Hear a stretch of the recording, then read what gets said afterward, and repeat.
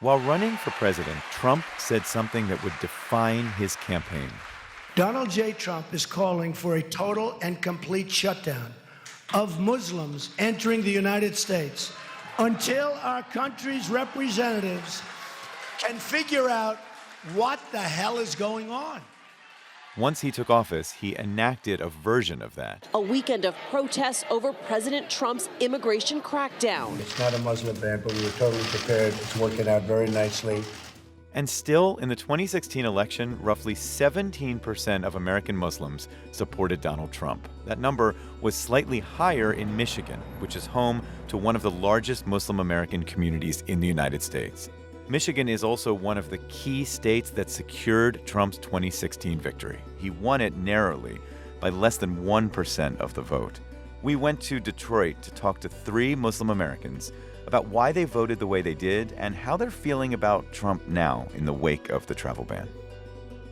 First, Nidal Tamer, who fled Lebanon's civil war when he was 20. He immigrated to the Detroit area and he began buying, renovating, and selling houses. And as Detroit's economy has been growing over the past 2 years, his business has too. And he credits President Trump with this city's revival. But Nidal's support is not purely economic. He also thinks Trump's travel ban is positive for Muslim Americans. We want to remind the Muslim community during September 11 what happened to us. People look to us totally differently. You felt that? We felt it. If anybody create any problem from the refugee, how are we going to look to each other as Muslim community here?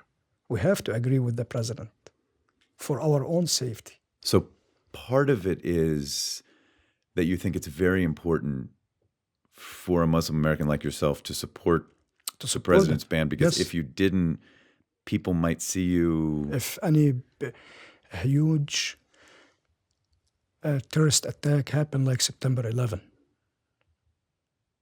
you'd be blamed. Maybe. So did you like Trump as soon as he started running? He should be held, I say it before, as a trophy of the American dream. When you want to look to the American dream, you look to President Trump, to his lifestyle, to his businesses. That's a good image for America.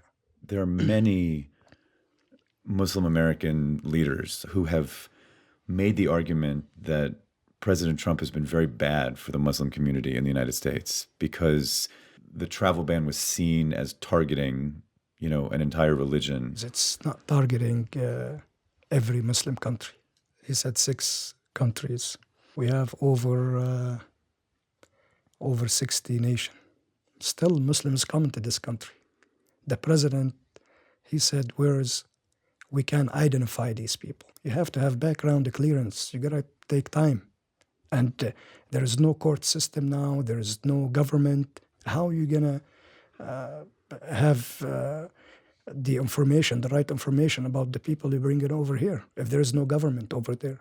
I'm just struck because this would be someone who was doing what you did, leaving a country with a history of war to follow a dream to the United States. How do you defend the president's travel ban, if you're talking to someone like that? There wasn't a threat to the United States. There is no September 11. There is no terrorist. So President Trump is dealing with a different time and a different... dealing with a totally different situation now. Next, we went across town to Hamtramck to talk to Akil Al-Halami, a Yemeni American. During the election, he thought the ban was just campaign rhetoric. But after Trump took office and included Yemen in the travel ban, Akil began to regret his vote. Trump won the state of Michigan by less than a percentage of the vote. And you supported him. Does that give you a feeling of responsibility, like you have to do more now to stop him? I do. And I'm trying now to push a lot of people to go to register to vote. We trying to, just last month, our target was to register 1,000 people, new 1,000 people, to register them to vote. Do you tell them that you voted for Trump when you're doing all these things? I do. I voted, I supported Trump, but that was a mistake. I thought of Trump as also kind of changed. I seen him as a different person, like his policy, his remarks, his attitude. He speaks his mind. His campaign was a little bit odd. He was saying it, on the media, like, "I'm will not let the Muslims come to this country." But I thought this is just, part of his campaign, What if someone said to you, Akil, why didn't you believe him when he said that during the campaign? Myself, I'm against radical Muslims. Islam is not as they reflect it, as they represent it. Islam is a beautiful religion, and I believe all religions came with one mission, to make us a better humans, a better life. Those people who take advantage of religions and turn it into hell, no. So I thought he has the same mentality, but it turns to be the opposite. He banned everybody. Do you know people who have been affected by that personally, by the ban? Allah. And this is the main current issue of the Yemeni community. Like the Yemeni people, there is 23 million people in hunger and poverty. 3 years of airstrikes from the led coalition war. We came here to have a better life, to flee the war. We need support, not a ban, Mr. Trump. Finally, we spoke to Ahmed Al-Dahiri, a truck driver in Dearborn, Michigan, who immigrated to the U.S. from Yemen in 2000. He supported Donald Trump until he saw the effects of the travel ban. That's when he started to feel that he and the president had different visions of America. When I see he's like, as a businessman, he started from nothing. Then he built himself. I said, okay, this guy, he will do something. When he was campaigning, he brought up the idea of, a so-called Muslim ban, some people call it. I think he used terms like that. Be honest with you, I thought he used those words only to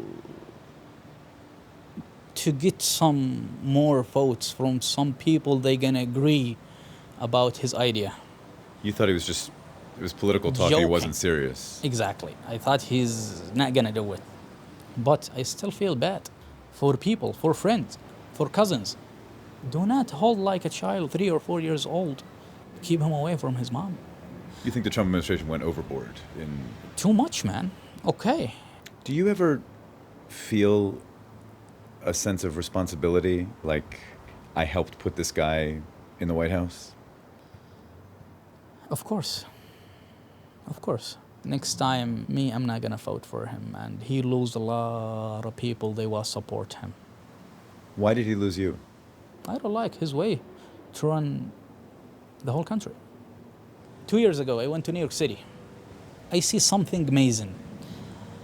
I see the American. I see the African American.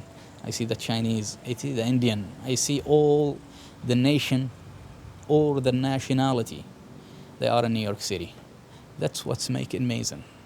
It's a great country. We went to this island between New Jersey and New York.